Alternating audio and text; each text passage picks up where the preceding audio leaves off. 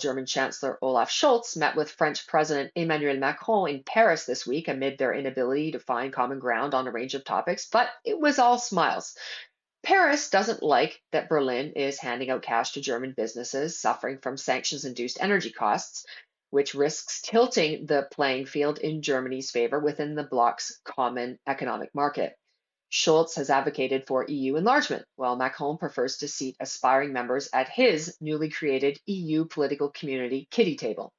Berlin wants the Mid-Cat pipeline to transport Algerian gas through France's Pyrenees Mountains to Germany, but France, citing conveniently opposition from environmentalists, has an eye on ultimately exporting its nuclear energy to the rest of Europe instead.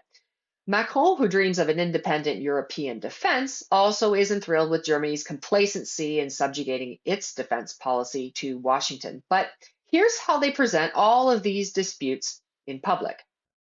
This Franco-German engine, we've every intention of keeping it alive. So with Germany, the EU's economic engine, and France, its military engine, acting like squabbling parents despite their public facade of unity, Eastern European countries are taking advantage of the divisive climate to make some demands of their own and pushing back on Brussels' overreaching. Poland, for example, wants more flexibility over its own sovereignty, even though its EU funding is directly linked to reforms dictated by Brussels. About the only thing that Brussels seems to approve of with respect to Poland is its anti-Russian pro-Ukraine stance. Otherwise, it might find itself treated like Hungary, branded an anti-democratic pariah by the EU in a recent report, and adamant about maintaining sovereign control over its choice of trading partners, including Russia.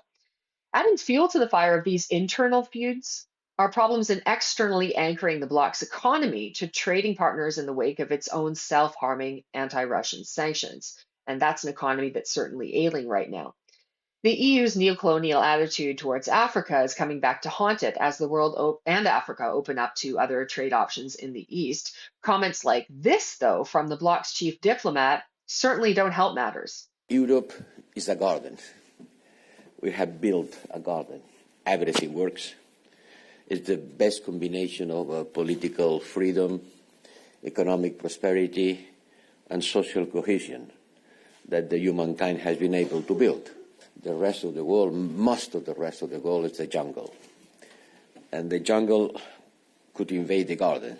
Brussels is trying to maintain a relationship with its largest trading partner, China. This discussion showed a very clear will to avoid being naive, but neither did we want to embark in systematic confrontation. But at the same time, the EU is following Washington's anti-China lead in boosting engagement with Taiwan. On one hand, it wants to maintain relations with India, which increasingly views Brussels as a paper tiger with self-inflicted wounds over these sanctions against Russia. But at the same time, Germany is following the US in cozying up to Pakistan, increasingly sidelining strategically non-aligned India and turning a blind eye to cross-border terrorism. Latin America now hardly even exists for the EU, particularly now that some of those nations are turned off by Brussels' anti-Russian stance. Its once hopeful relationship with Iran has now soured after the US pulled out of the nuclear deal, and also amid claims that Iran was supporting Russia and Ukraine with drones. So no EU trade with Iran anytime soon. So that leaves the Gulf states, but no luck there since there are LGBTQ issues in the Gulf, notably around the Football World Cup slated for next month in Qatar. So at least Europe still has the US.